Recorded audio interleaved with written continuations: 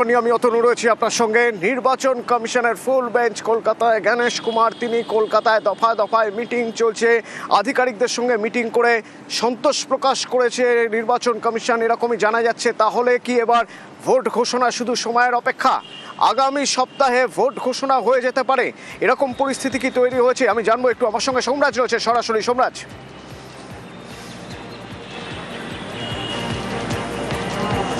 দেখো 15ই মার্চ বা তারপরে যে কোনো দিন রাজ্যে বিধানসভা ভোটে নির্ঘণ্ট জারি করা হতে পারে, তেমনটাই কমিশন সূত্রে জানা যাচ্ছে। গতকাল জাতীয় নির্বাচন কমিশনের ফুল বেঞ্চ বিভিন্ন জেলাশাসক, police super, police commissioner, IG, DIG এবং ল এনফোর্সমেন্ট এজেন্সিগুলির সঙ্গে বৈঠক করে।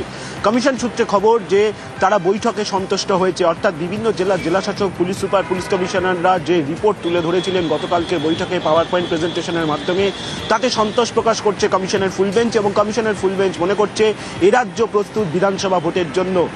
কমিশনের ফুল বেঞ্চ আজ দুপুরে, অর্থাৎ দুপুরের পর বিকেল নাগাদ তারা কলকাতা থেকে দিল্লির উদ্দেশ্যে রওনা দেবেন এবং ফের দিল্লি থেকে জাতীয় নির্বাচন কমিশনের সদর দপ্তরে ফের কমিশনের ফুল বেঞ্চের বৈঠক বসবে এবং সেই বৈঠকে চূড়ান্ত সিদ্ধান্ত নিয়ে নেওয়া হবে যে এ রাজ্যে বিধানসভা ভোট ক দফায় হবে।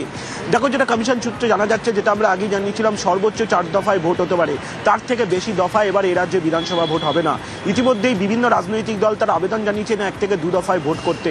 ফলত গোটা বিষয়টি এখন জাতীয় নির্বাচন কমিশনের ফুল বেঞ্চ দিল্লিতে গিয়ে আলোচনায় বসবেন এবং আলোচনায় বসে পরবর্তী সিদ্ধান্ত নেবেন। কিন্তু 15ই মার্চ বা তারপরে যে কোনো দিন জাতীয় নির্বাচন কমিশনের তরফে এ রাজ্যে বিধানসভা নির্বাচনের নির্ঘণ্ট জারি করা হবে, তেমনটাই কমিশন সূত্রে খবর। এবং কমিশনের ফুল বেঞ্চ মনে করছে এ রাজ্য প্রস্তুত বিধানসভা ভোটের জন্য।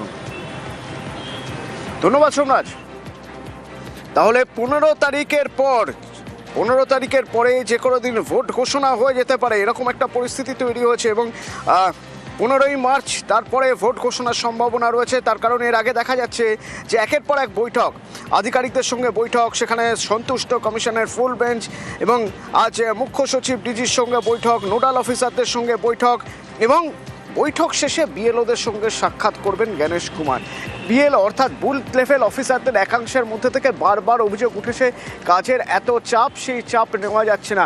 অনেক জায়গায় অভিযোগ উঠেছে যে কাজের চাপে তারা আত্মহত্যার পথ বেছে নিচ্ছেন। দেখা গেছে নির্বাচন কমিশনের যে দপ্তর, সেই দপ্তরের সামনে বিএলওদের একাংশ বিক্ষোভ দেখিয়েছেন। এই অবস্থায় বিএলওদের সঙ্গে দেখা করবেন গণেশ কুমার। কতজন বিএলওর সঙ্গে দেখা করবেন, কি বলবেন তিনি, কিছু জানা যাচ্ছে। প্রীতি রয়েছে আমার সঙ্গে সরাসরি। প্রীতি,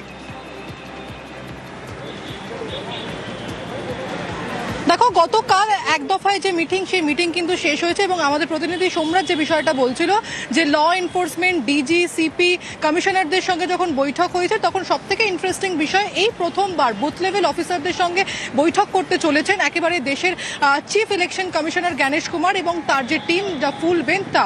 এবং আমরা জানি যে একেবারে রাজারহাটের এক বেসরকারি যে হোটেল রয়েছে, সেই হোটেলেই কিন্তু এই বৈঠক। এবং মূলত যেটা জানা যাচ্ছে যে 60 জন বিএলও অর্থাৎ বুথ লেভেল অফিসারকে ডেকে পাঠানো হয়েছে। ঠিক কেন ডেকে পাঠানো হয়েছে? আমরা জানি যে এসআইআর পর্বের একদম প্রাথমিক স্তর বা তৃণমূল স্তরে যারা কাজ করছেন তারা হচ্ছেন এই বুথ লেভেল অফিসার, এবং এই বুথ লেভেল অফিসারদের মৃত্যু হয়েছে এই এসআইআর এর চাপে, এমনটাই রাজনৈতিক দলগুলো কিন্তু অভিযোগ তুলছিল। এবং আমরা দীর্ঘদিন দেখেছি যে সিইও দপ্তরের বাইরে সেই রাজনৈতিক দলের কখনো অবস্থান বিক্ষোভ, কখনো ধর্ণা কর্মসূচি, একাধিক প্রতিবাদ মিছিল আমরা দেখেছি। এবং সেই বুথ লেভেল অফিসারদের মধ্যে স্পেসিফিক্যালি 60 জন বুথ লেভেল অফিসার অর্থাৎ বিএলওকেই কিন্তু আজকে ডেকে পাঠানো হয়েছে।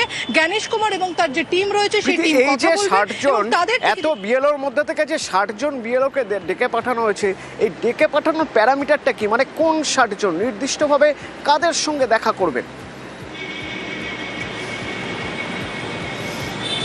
দেখো, জোনাল ওয়াইজ কিন্তু সিইও দপ্তর অর্থাৎ রাজ্যের মুখ্য নির্বাচনী আধিকারিকের যে দপ্তর রয়েছে, সেই দপ্তর কিছু জোনকে স্ক্যান করেছে। সেই স্ক্যান করে কিন্তু সেখান থেকে যে সমস্ত বিএলওরা কাজ করেছেন তাদেরকেই কিন্তু মূলত এই যে বৈঠক, সেই বৈঠকে ডেকে পাঠানো হয়েছে। এবং প্রাইমারি এতজন বিএলওর মধ্যে প্রাইমারি 60 জনের সঙ্গে কথা বলেই কিন্তু পুরো বাংলা জুড়ে যে বিএলওরা কাজ করেছেন প্রাথমিক স্তরে বা বুথ লেভেল স্তরে, তাদের থেকে কিন্তু একটা বেসিক রিপোর্ট বা তাদের থেকে কথাবার্তা বলবেন এবং তাদেরকে আশ্বাস দেওয়ার চেষ্টা চলবে যে ঠিক কিভাবে কাজ হয়েছে। এবং তুমি জানো যে ইতিমধ্যে বিএলওদেরকে কিন্তু রিলিজ করে দেওয়া হয়েছে। অতনু, ধন্যবাদ।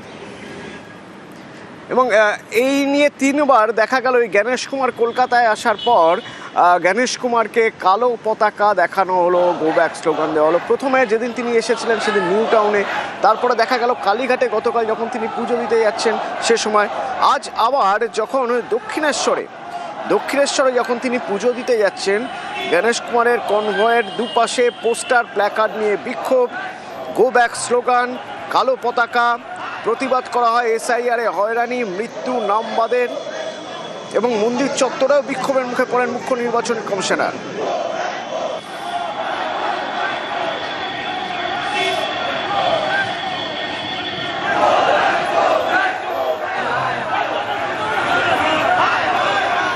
নির্বাচন কমিশন মারফত যেভাবে সাধারণ মানুষের নাম কাটছে, আমাদের পরিবারের নাম শুধু নয়, আমাদের পাড়া প্রতিবেশীদের নাম, সারা বাংলার মানুষের নাম, এদের মাধ্যমে 200 জন মানুষ বাংলায় প্রাণ হারিয়েছে।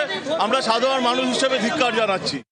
মানুষকে হয়রানি করে যাচ্ছে, বাংলার মানুষকে যেভাবে বেঁচে থাকা মানুষগুলোকে মৃত করে দিচ্ছে, যেভাবে মানুষের গণতান্ত্রিক অধিকারকে কেড়ে নিচ্ছে, যাদের অধিকারে আজকে সরকার হয়েছে তাদেরকেই বলছে অবৈধ।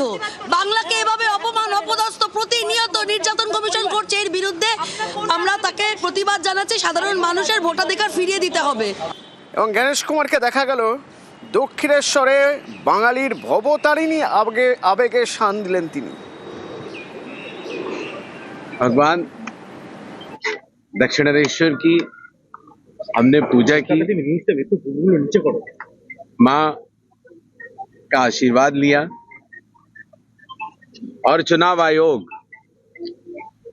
पश्चिम बंगाल में हिंसा रहित और दबाव रहित चुनाव कराने के लिए कटिबद्ध है। जय भारत, जय हिंद। বাংলার ভোটে অশান্তি বরদাস্ত করা হবে না, মুখ্য নির্বাচন কমিশনার জানিয়ে দিলেন আধিকারিকদের সঙ্গে বৈঠকে যে ভোটে বোমা, গুলি, অশান্তি কোনোভাবেই বরদাস্ত করা হবে না, বরং পাশাপাশি তাদের আরও সক্রিয় হওয়ার পরামর্শ দিয়ে গণেশ কুমারের মুখে বিদেশি গানের line, tonight is the night.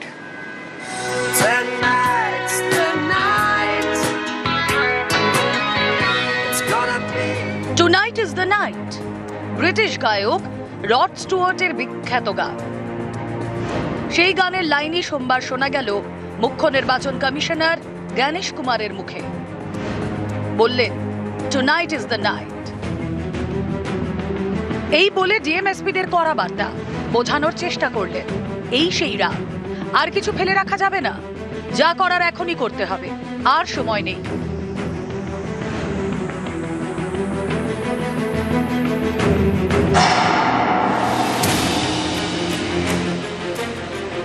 Vote প্রস্তুতি খতিয়ে দেখতে রবিবারে রাজ্যে এসেছে কমিশনের ফুল বেঞ্চ।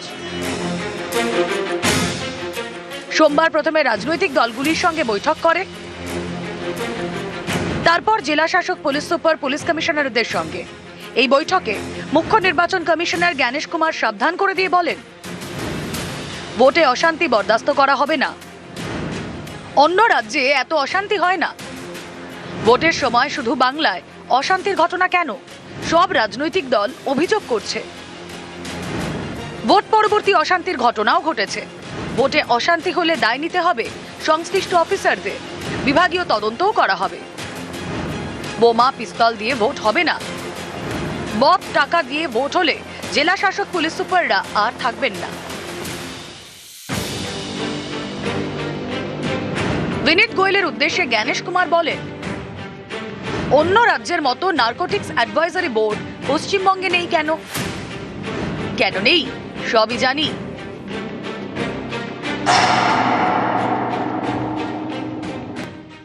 আমি একজন মহিলা, আমাকে বলছে ডোন্ট শাউট। আমি বললাম কিভাবে বলছেন আপনি? তার মানেই তো বোঝা যাচ্ছে যে মহিলাদের প্রতি শ্রদ্ধাটা নেই, তার জন্য মহিলাদের কেটে দিচ্ছেন এখানে। চন্দ্রিমার অভিযোগ মানতে নারাজ নির্বাচন কমিশন, পাল্টা বিবৃতি দিয়ে তাদের দাবি, চন্দ্রিমা ভট্টাচার্যের উপর চিৎকার করা হয়নি, তাকে শুধু গলা নামিয়ে কথা বলার অনুরোধ করা হয়েছে।